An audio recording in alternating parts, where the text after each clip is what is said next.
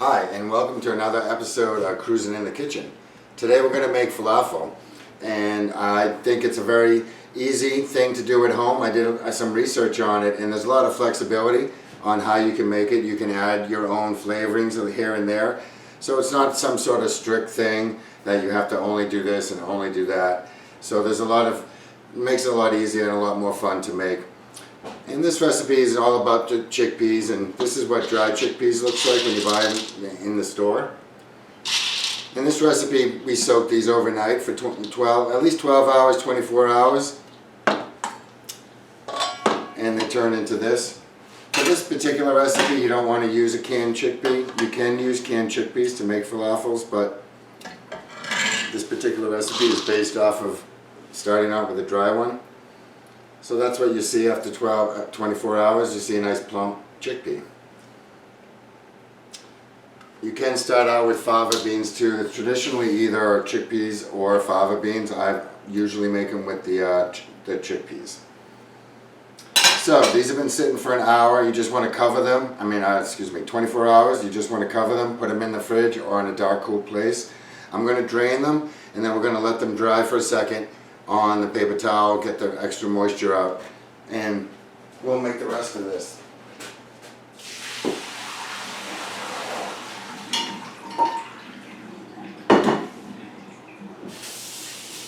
Give them a quick rinse, shake them dry, put them on the paper towel, and you're ready to go. I started out with exactly 1 cup of chickpeas dry.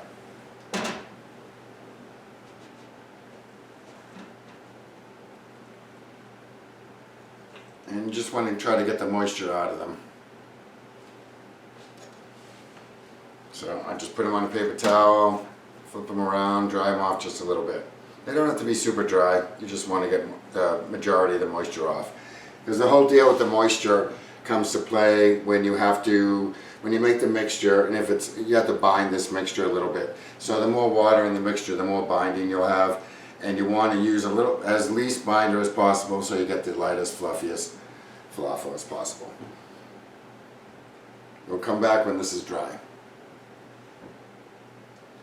Okay, we put these out on the paper towel just to dry for a couple seconds, and I'll roll them around a little bit and get moving on the rest of the recipe, and we'll come back to those. So basically, the falafel is made with these particular ingredients. This is the mise en place. This is everything that you want to have.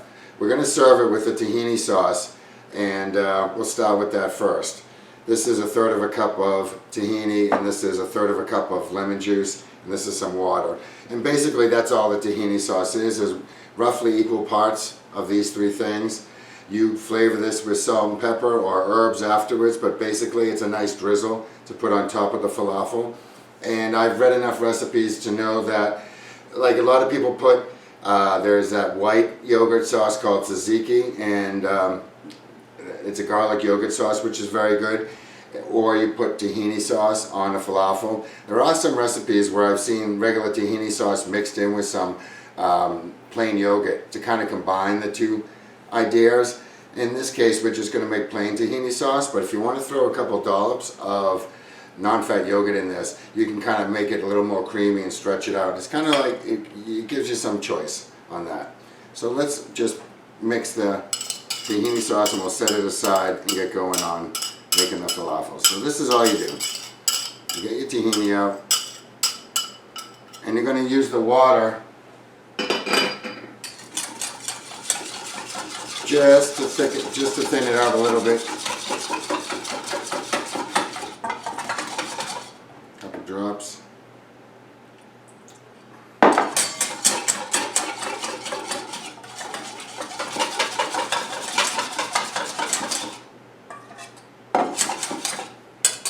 So mix it up like this. This didn't need too much water. I put a lot of lemon juice in it, but you just get this kind of it's like a salad dressing consistency, some sort of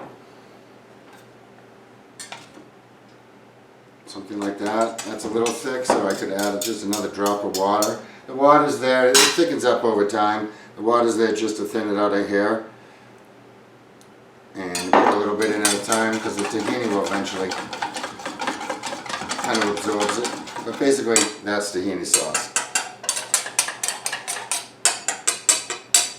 And you can flavor this. I have seen people use, or there's so much herb in the falafel that I'm going to not make an herb tahini sauce, but certainly cilantro and parsley can go in there. So there's the tahini sauce. And now we'll go through what's inside the falafel. Pretty easy. We have a cup of chickpeas that we soaked overnight and drained and dried. We have 2 or 3 garlic cloves, a teaspoon of cumin, teaspoon and a half of coriander, 1/4 teaspoon of cayenne. You could substitute that for like a serrano pepper or a jalapeno. But you do want a little bit of a kick if you like that kind of flavor, and a teaspoon of salt.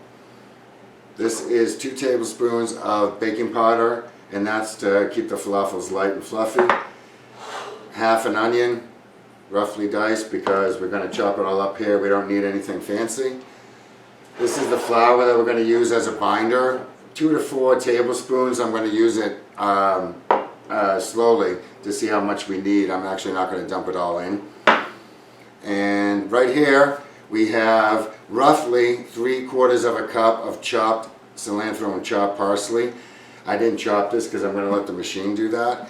And I just want to let you guys know, for the cilantro, it's okay to have the thinner stems on it. I took all the thick stems off the bottom, but all the thin stems are okay. All the thick stems have been removed, and this has been washed and dried in a salad spinner. And that's another piece of the moisture issue that we have with falafels, is you want this dry too. If this is soaking wet, a tablespoon or 2 of flour is not going to be enough to bind it up. And we can fix that, but it's preferable to have everything dry. So before we grind up the chickpeas, let's grind up everything first and make the mixture. Put in your herbs. If you happen to have a smaller one of these, you can do this in batches. I'm going to actually do the herbs in batches,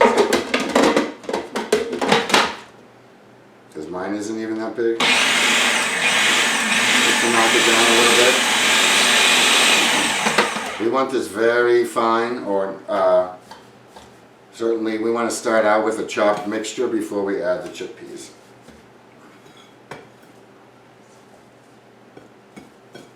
So I'm just going to rough chop on all this stuff before I put the chickpeas in. I'm going to fold this with the flour.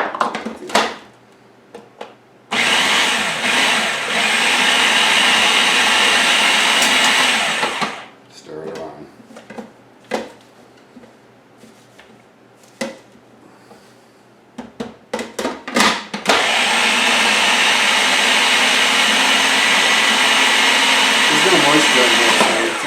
It'll take me a couple stirs, and I can do half the batch if I don't want to tax the machine out too hard, but I think this is going to be okay.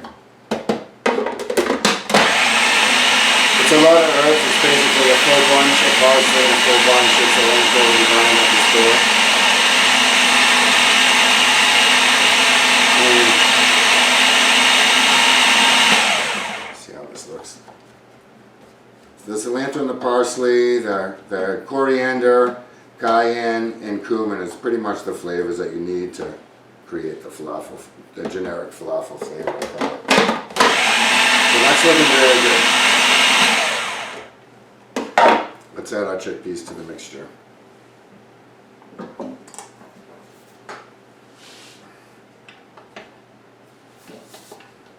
And I can feel the paper towel. I did get some moisture out of these, which is good.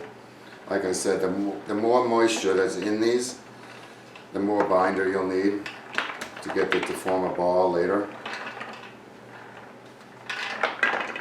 Spill a couple, that's okay.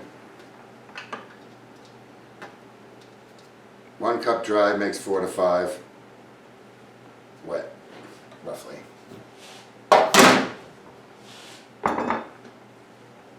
So, we're all in here. I'm going to pulse this out.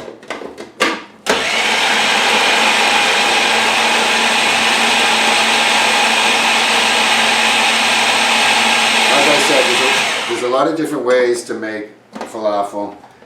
Some of them aren't quite as green as mine. And I prefer the people that, the restaurants that make it with as much herb as 3/4 of a cup of each.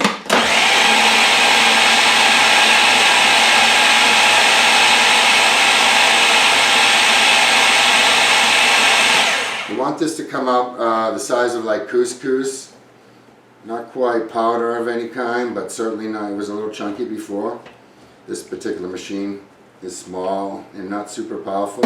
You might want to pulse your machine and do it slower. I don't have to worry because this one isn't quite as powerful.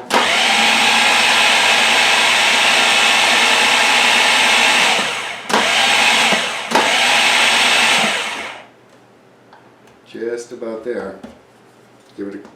Because there's a lot in here, you just want to stir it around. Make sure everything is uniform. I can see it looks pretty good, and I can smell it, and it smells like a falafel.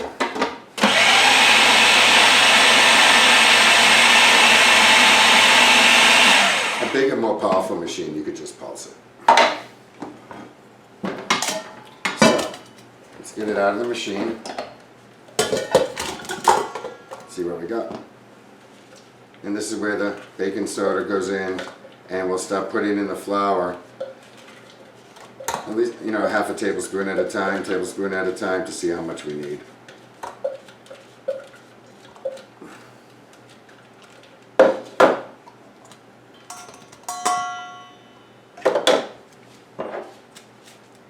Baking powder.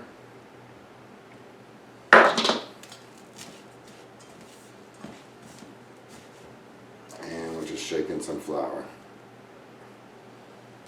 tablespoon or so at a time. And another thing about this mixture is you can make this, I can put this in the fridge for overnight, for the next day, an hour or two in the fridge, it's going to come together. And the other good thing about this, if you don't think it's solid enough to form a ball, let's see how we are with that. It only has to form a light ball because when you fry it, see, it's kind of crumbly, and this is when you know you need a little more flour. And when you leave it in the fridge for an hour or two, it will absorb it even better and will form into a ball even nicer. And I'm going to throw it in the fridge when I'm happy with the mixture and clean up, and we'll come back when the oil is hot and I'll show you how to form these. So let's test that. Getting there. I think we're just about there, where we can form a ball, it will hold its own shape, and I'll be able to pick it up and throw it in the fryer, sorry. Just another, I'm going to give it like a half teaspoon more. You really want to not use as much as you know, you want to use as little as possible. But you just want it to bind together. And when it sits in the fridge for an hour, it'll bind that much more. So since I already made a ball, and I was happy with it, I just wanted it to be a little bit better. I know this is going to work. So we're going to put this in the fridge for an hour, whatever, and we'll clean up, and I'll get some hot oil going, and I'll show you how to shape them. You shape these into small 2-inch patties that are flat on each side or round. Some of the advantages of the flat side ones are some people like them because they fit into a pita better.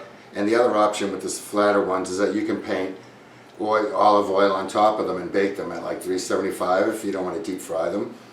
There's really no limit to what you can do with these, but certainly the flat shape and the round shape are the most popular, and it's usually deep fried, pan fried, or baked. And I'm going to pan fry it for you the same way we did the fried calamari, where I put 1 inch or so of oil in a smaller pan as opposed to taking 2 quarts of oil and deep fry it.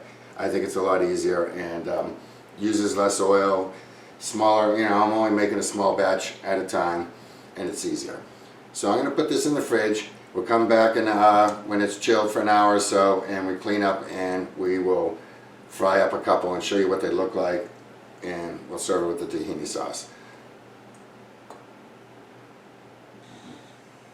And we're back. The falafel mix was in the fridge cooling down. If there's any moisture, if it's too wet to form into these patties, feel free to add another tablespoon or two of the flour and just stir it in. If you're really having trouble, I've read that a whole egg, just drop in a whole egg, and that will help bind it as well. Don't get hung up on not having this. If this is too loose, just bind it more. There's a lot of moisture inside of the chickpeas that we soaked overnight and whatnot. So the other thing I wanted to mention was, instead of the flour, if you use chickpea flour or gluten-free flour, it's technically vegan. You know, it's vegetarian anyways, but if you just use chickpea flour or gluten-free, you have a vegan falafel. So I made one here, and this is what I'm talking about, the shape, having two flat sides, so I can use as minimal amount of oil as I want. This is hopefully going to be between 350 and 375. I can see it starting to shimmer, so I'll make another patty. They don't have to be any size in particular. Like I said, you want them to come together, but you don't want them, they're still going to be somewhat fragile, and they'll stick together more in the oil. And the least amount of flour you can use to hold these together, the better. And at the beginning, don't be afraid to throw in enough flour to form it into a patty that's a little bit more manageable for you. And over time, I think you'll realize that you'll be able to work with a little bit less flour sometimes, or leave it in the fridge a little extra, and it will cool down and it will come together. So nothing fancy, just making a patty. They're very still fairly fragile. And we're going to drop them in the oil like this. Stop this one, make sure the oil's hot enough. There you go. 2 to 4 minutes aside.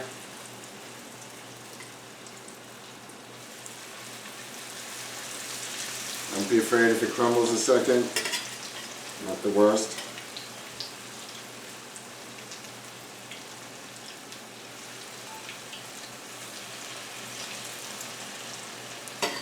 Like I said, this can be in the fridge overnight, a couple hours, whatever you need it. Come back, roll up the balls, freeze the balls, and you can actually fry them frozen when you want them. That's what I'm going to do with the rest of this mix. I'll just make a whole bunch of balls, freeze them, and come back to them when I need them. So,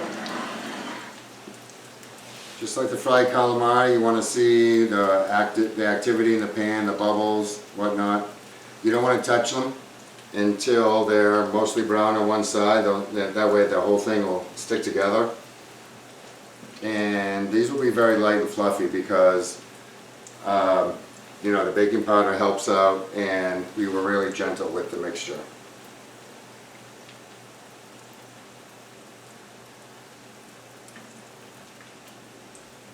Let's see what this one looks like. There you go. Very big difference starting out with a dry chickpea than a canned chickpea. It has so much more texture. I don't think you'll go back to a dry one again. I mean a canned chickpea again. There's nothing to soaking chickpeas overnight. Doesn't take any effort.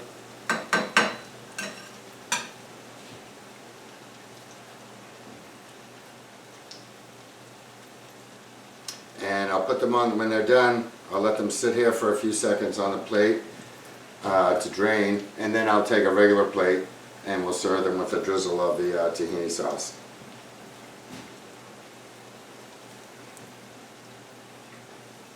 See what the side looks like. Another minute, half a minute.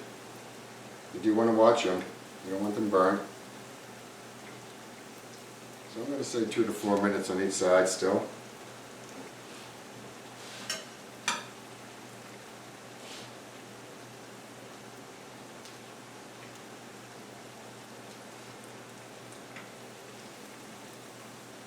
That looks pretty good. It's kind of the color we're looking for. Another couple seconds.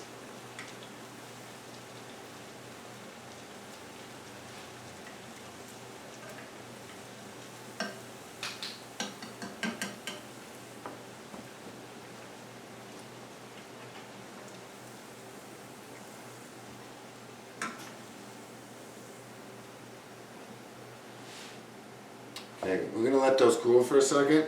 I'll come back with a plate and I'll show you what it looks like. And we're back. These cool down. I can touch them. You can serve this on top of a salad in a pita pocket with some salad in there, maybe some hummus with it. But basically, if I was to eat this in a pita pocket, I would put a salad in there. I would load these three up, and I would sauce them. Sauce gets a teeny bit thick in the fridge. You could add another teaspoon of water, or a couple drops of water. You really serve the tahini sauce at the consistency that you like. And something like this. And remember, I said you could take some non-fat yogurt and dilute it in here. And some people call that tahini sauce as well. But traditional tahini sauce is lemon juice, tahini, and a little bit of water.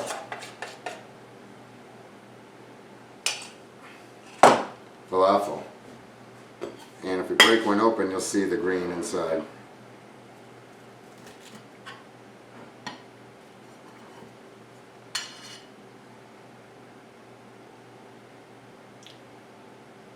I think that's a good looking falafel. So enjoy these any way you want. Pita bread, top of salads. Enjoy the chickpea, embrace it. It's easy, it's inexpensive. Make sure you use as little frying oil as you can. You can always, because it's vegetables and it's not meat, you can always strain that out and use it again if you need to. But basically, that's the falafel and tahini sauce. I hope you enjoyed it. Don't forget to like and subscribe, and see you on another episode of Cruising in the Kitchen.